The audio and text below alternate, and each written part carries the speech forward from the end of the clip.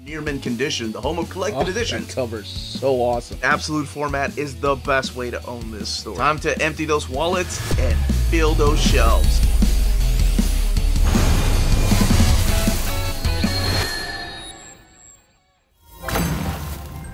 How's it going, all you minties? Uncanny Omar here from Near Mint Condition, the home of collected editions, and join me today for your overview of the Moonshine Complete Collection hardcover from Image Comics.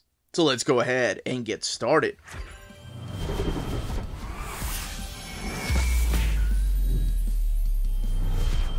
And welcome back, everybody. So what we're looking at here is the latest hardcover from Image Comics. This is the Moonshine, the Complete Collection by Brian Azzarello and Eduardo Risso. And much like most, I want to say about 90% of the Image hardcovers, there is no dust jacket. It's just art on board. Here's the Image logo, Moonshine, Brian Azzarello and Eduardo Risso. And then the back of the book, some praise for the book. This is by Jason Aaron, by IGN, and Cliff Chang. The retail price of the book, and then mature content, and definitely mature content. The price of the book is $69.99. Now, this has been previously released in a series of 5 trade paperbacks. So here it is compared to the size, so you can get an idea of how big this is. So it is the size of other Image hardcovers and deluxe editions. It's oversized. It's not a standard size hardcover. And I'm sure you could probably tell that it does have a flat spine, much like a lot of the other Image hardcovers. Okay, if you don't know anything about this and you just love the creators, Brian Azzarello and Eduardo Risso, and you've read 100 Bullets and you're like, I want to see what else they got, you're going to go into this completely blind, and I don't blame you. If you want to know what this is, what the pitch is, and it does have a spooky twist that I'll be talking about here if you haven't figured it out yet. It's a little hard not to figure it out when it's just kind of all over the place on this particular cover and in the back and on the spine. But anyway, I'll be giving you what the premise of the book is. I'm not going into spoilers or anything, but showcasing mainly the artwork and talking about the story just a bit. All right, let's go ahead and start. Okay, let's go ahead and open this book up. Here are your end sheets, the Moonshine, the Complete Collection, and here are the credits. Brian Azzarello, the writer, Eduardo Risso doing the art, meaning the pencils, the inks, and the colors. The letters and designs are by Jared H. Fletcher, and the color assist is by Christian Rossi. And the editor at the time, Will Dennis, on the actual issues that were coming out. So this compiles all 28 issues of the Moonshine series. There is no other Moonshine series as of this video. I mean, it very well could spin off into something like in the 40s or the 60s or the 70s. Anyway, so the main reason this has a mature content, it's basically due to the violence and the language and the sexual content in here. Nothing too graphic, but I do want to point that out. Okay, this story takes place in 1929, and it is a very interesting story because it is set during the Prohibition.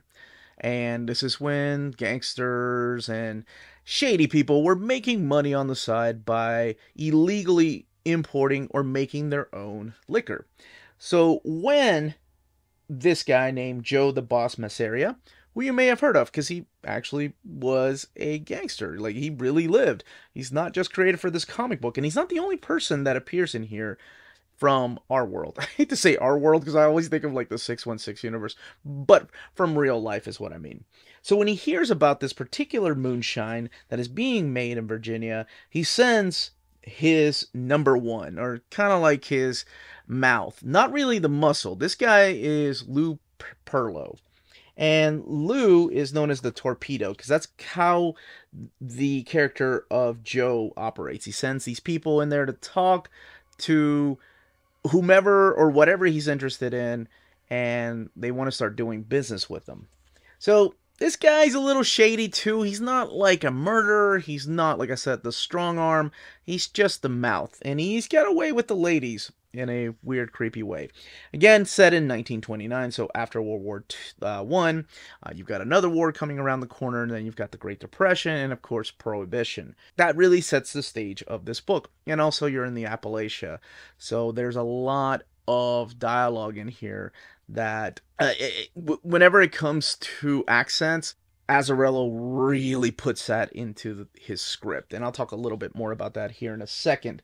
All right, so Lou goes into this Appalachia area from New York City to talk to the leader of this particular moonshine cult. And his name is Hiram Holt.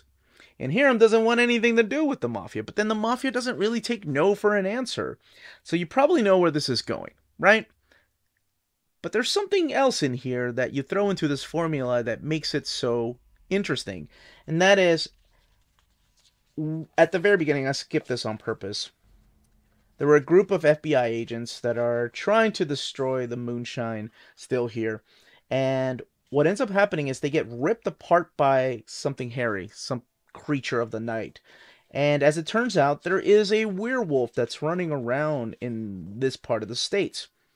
And now Lou not only has to deal with being told no, because Hiram just wants nothing to do with him or his boss, but now he's also got to deal with this werewolf aspect of the story. Later on, we meet Delia here, who he takes an interest in. She's a very attractive lady, but she's also got a little bit, or rather, she dabs a little bit into the occult. And that comes into play later on whenever there's witchcraft. You get a little bit of a flashback to know more about the character of Lou, mainly between him and his sister Annabelle. And then again, the werewolf.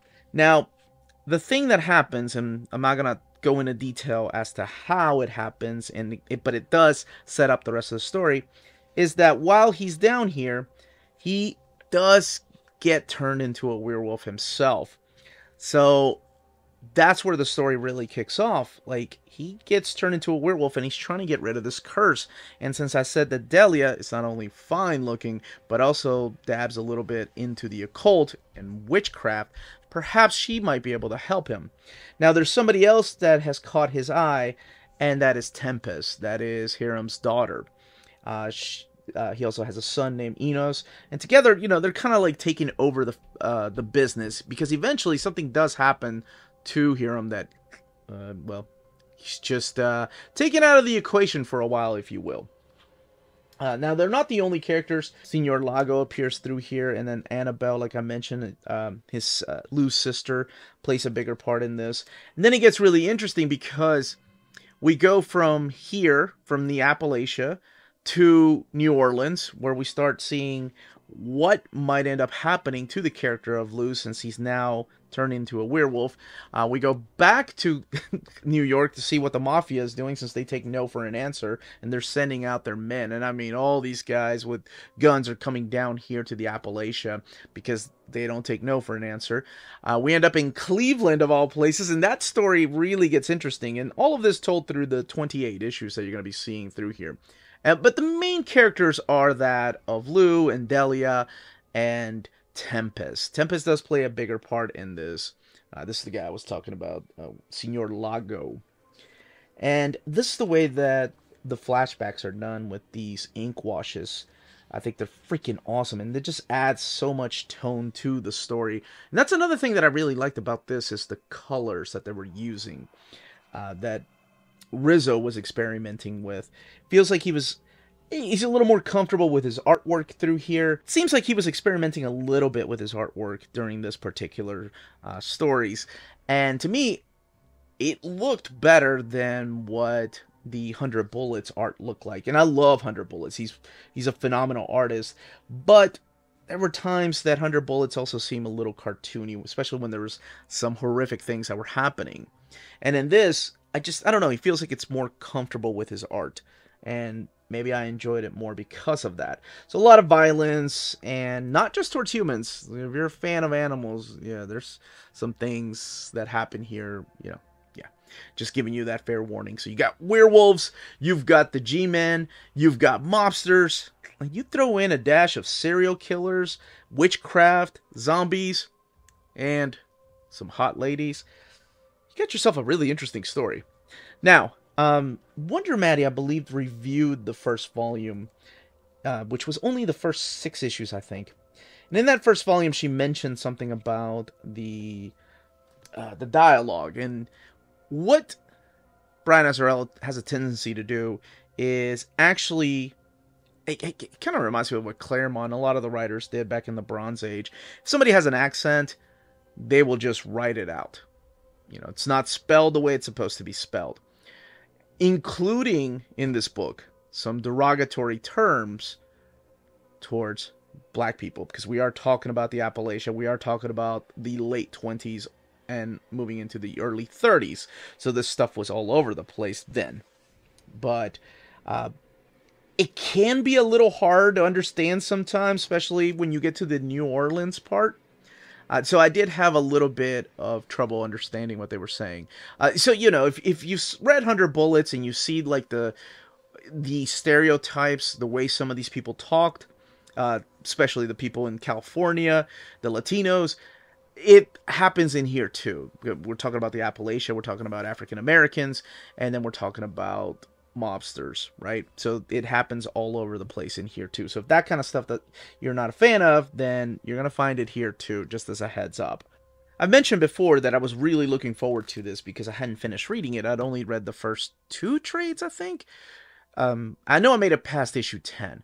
So I guess it must have been the first 2 trades because I never picked up volume 3, and I think that starts with issue number 13. What ends up happening as I read all this, and it's still a very amazing concept. I love it. It would make a really good miniseries. So I think there's just a lot going on in this particular series. There's too many characters, love interests, and locations are changed sometimes. At one time, you know, he's in jail. He's breaking out of jail, the main character, Lou.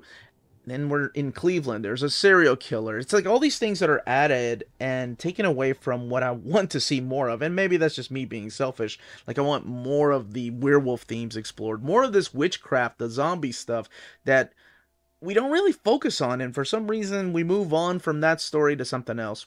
And the other thing I wanted to add is that if you're expecting a lot of horror, I wanted to sneak in one more spooktacular book in here in this month. Not as much werewolf as you would expect. As a matter of fact, that was the other thing that I wanted more of, was more of that supernatural werewolf element. There's a lot, but it could have used so much more. But I will leave it to you to judge what you think of this particular story. The artwork is stellar, so if you're a fan of 100 Bullets, you're going to love it here. Let's look at the back matter. So we have the variant covers here, because I'm sure you probably saw as I was flipping through these pages, the main covers are collected in between chapters. But here are the variant covers: Frank Miller, Dave Johnson, and Jock, Lee Bermejo, just to name a few. Whoa, that's an awesome cover. Just to name a few of the wonderful cover artists for this series. The book, again, retails for $69.99, and it has 664 pages. At the very end, you do get a bio on the creators, including the assistant colorist and the letterer. So let's look at the binding really quick. 664 pages, and that's what the eye looks like. It is sewn binding, printed in this thick, glossy paper. And I think ever since the Bitter Root binding incident, people have always asked me to make sure that if I could make sure to show what the binding looks like in these image hardcovers. And I just wanted to showcase the way the book laid over in the variant cover section, so all the way in the back with this Cliff Chang cover that's a spread. So really no gutter loss. But that's it. That, as they say, is that. If you're interested in purchasing this book, don't forget to check out our sponsor, CheapGraphicNovels.com, your online home for graphic novels and collected editions up to 50% off cover price. They have excellent shipping and prompt and helpful service. Check out their bargain deals for up to 90% off cover price. And don't forget that CGN also takes pre-orders. That way you don't miss out on the hottest releases. And they are currently running a special promotion for you Minties. If you're a first-time customer, after receiving your order confirmation email, reply back to that email and let them know Near Mint Condition sent you their way. They will then apply a free shipping promotional credit to your next order in the US. Cheap Graphic Novels, your source for the hottest books with the kind of deep discount, quality shipping, and customer service that will keep you coming back for more. And that was the content, the page count, and build of this complete collection hardcover. Let me know in the comments down below if you've read it. If you haven't read it, you're going in completely blind because you're a big fan of 100 Bullets or the creators. And if you have read it, what you thought about this particular story. If you have any questions, leave them down below. Don't forget to smash that like button, subscribe, and ring that bell for notifications. Everyone, stay healthy and safe out there. Much love.